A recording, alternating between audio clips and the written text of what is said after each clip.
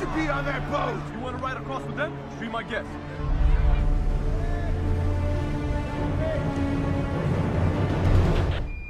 What the heck is that? Liberty, come in, please. Spirit, come in.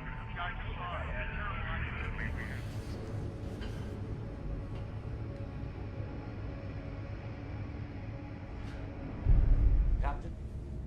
Oh my god. Looks like some kind of detonator. Why would they give us the detonator to our own bomb? Tonight, you're all going to be a part of a social experiment. I'm ready right now to blow you all sky high. Liberty, come in, over. It's dead. At midnight, I blow you all up. Oh, and you might want to decide quickly because the people on the other boat may not be quite so noble.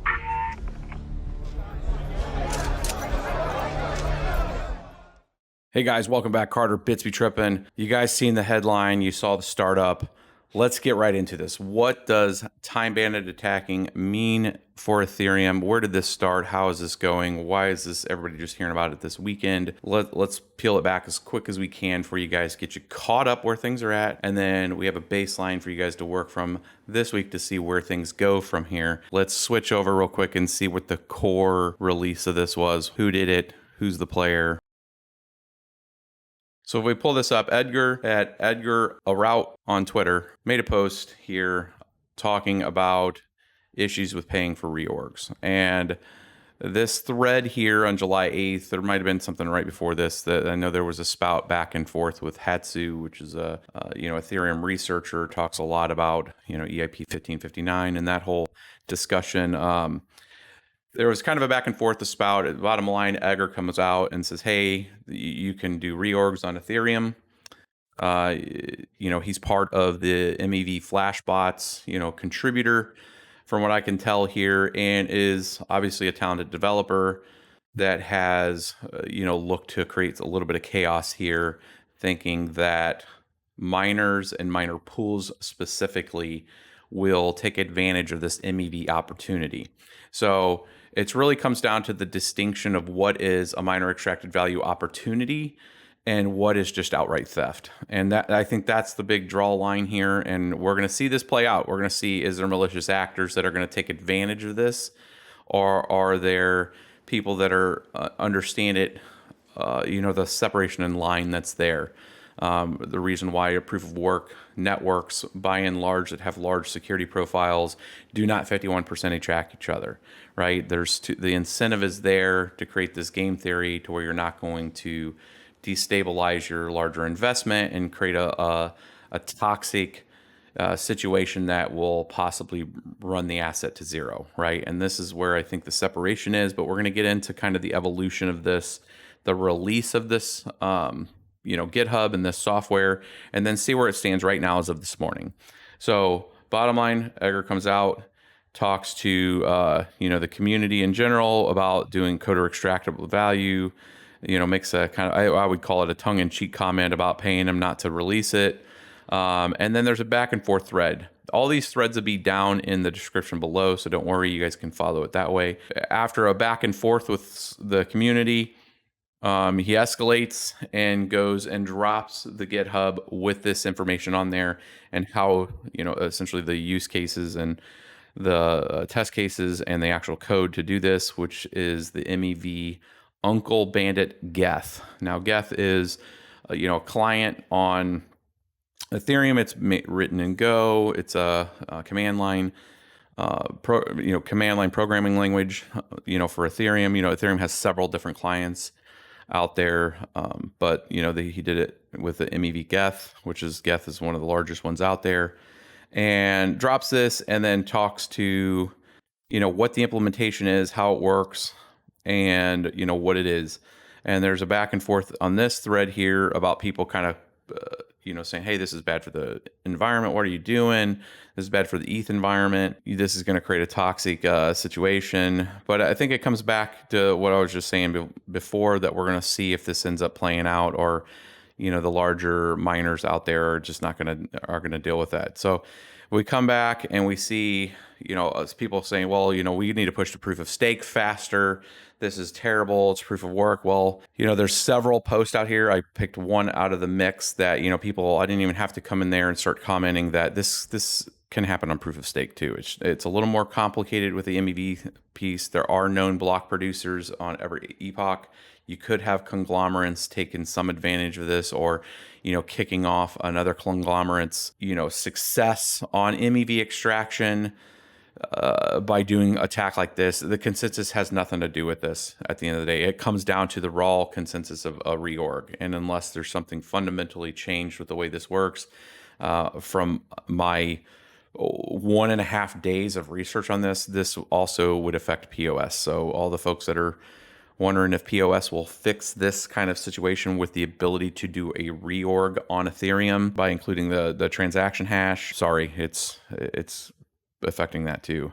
Edgar goes on and looks at the dynamics of what's at play right now. So he looks at the current network right now, MEV extraction, and then looks at what is the future state as we start to move to a proof of stake, to keep on that proof of stake thread. What happens with the incentive structures around mining when mining's going to get deprecated, when it's going to go away because of proof of stake? And there are a couple threads out there, some historical threads about some of the concern with uncle mining, which is, like orphaned work when you have a race condition in Ethereum and two competing miners have found a block, and then there's a race condition on whose gets propagated. There's uncles paid out. So there's a mechanism within ETH compared to like other blockchains like Bitcoin that actually pays and rewards the uncle that happened, and there's an attack vector because of that. Now, the thread right below that he cites here talks to this particular issue.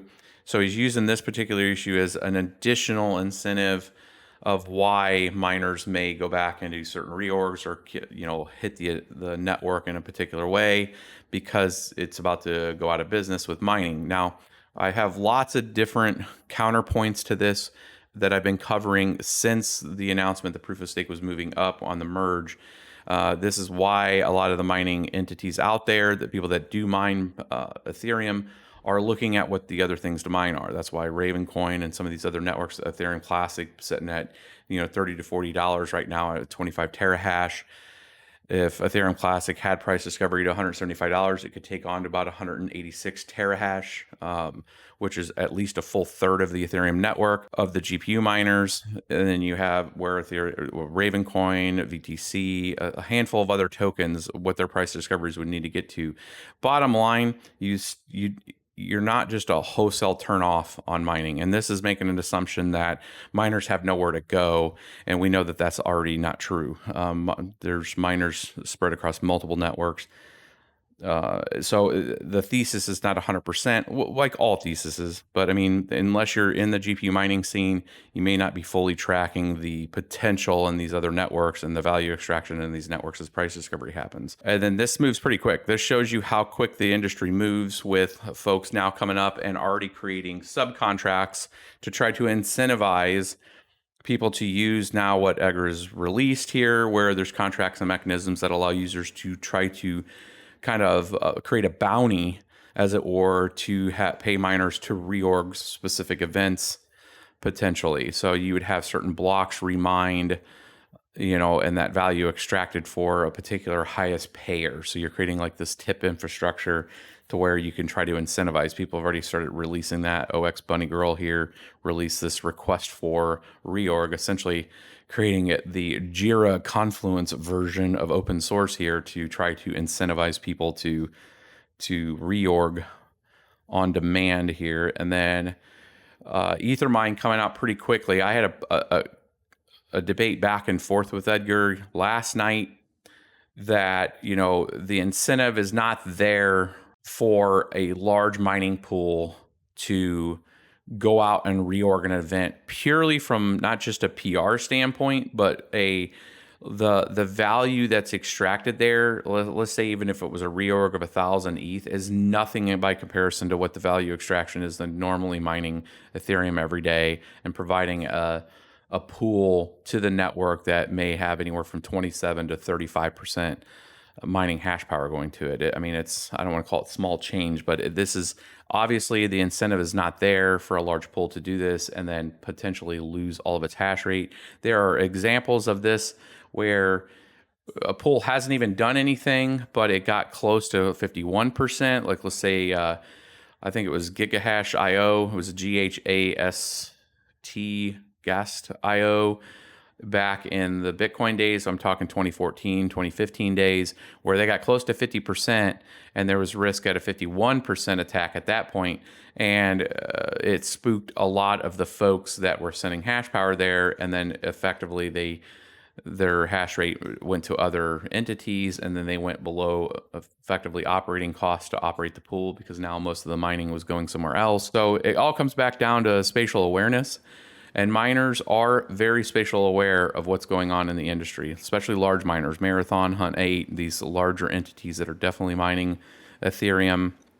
Not so much Marathon. I don't know if they've disclosed that they're mining Ethereum, but Hunt 8 and a few of the larger GPU miner companies are obviously spatial aware of this. They're tracking this. They have social media folks to ensure that they're tracking what's going on in the space and understand the impact that if there was a reorg event, it's going to have a very depressing impact on the ETH price. So EtherMine, to come back to this thread here, came out and said, hey, this has been a very interesting discussion on crypto Twitter.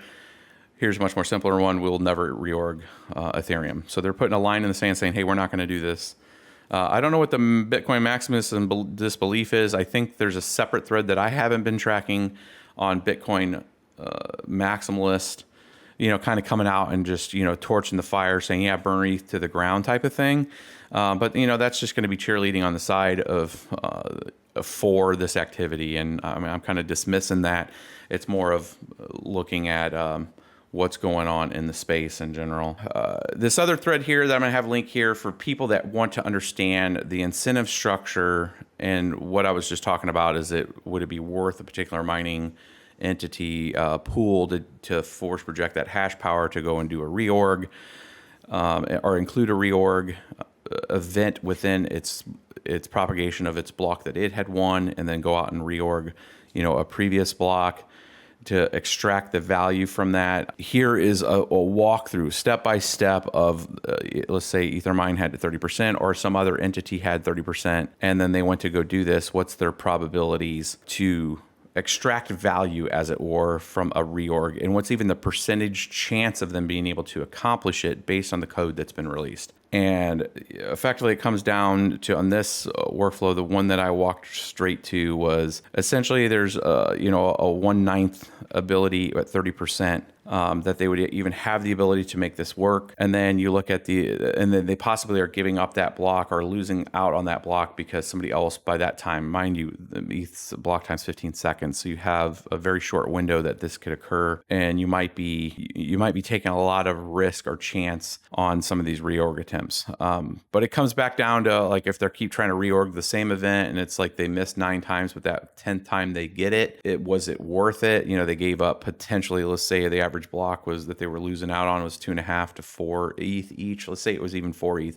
So let's say they lost 40 ETH, but if they try to reorg an event that gave them 1,000 ETH, obviously they're going to make so many X attempts before they can try that, and it might take them a week to do on whatever their success rate on earning a reward is. So let's go back to where we're at standing right now. To move on, well, Edgar, now, this was just a few minutes ago. I think realizing that the large pools are not going to do this. It doesn't make sense. It was kind of my point last night to him that, hey, based on the structure here, I'm not saying that it's not possible. What I'm saying is that large mining pools that have a large amount of hash rate, it is not in their best interest to go and destabilize Ethereum. That does not mean, and I put this in a tweet back out to him yesterday, was if there's a way, there definitely are the will to do it, right? Not to confuse people with the will to the way, but the way is out there. We're live. It's just like in the opening that I had to this video, the situation is set. Are people going to actually execute it or not is the question. This, I think, is Edgar going out and trying to now look at creating his own pool and then trying to incentivize, hey, we have a chance to make a lot of money here. Use this tool that I've put out. Send your hash rate here. And I'm going to switch over to the screens real quick and talk about this for a second on the ethics of it and everything. But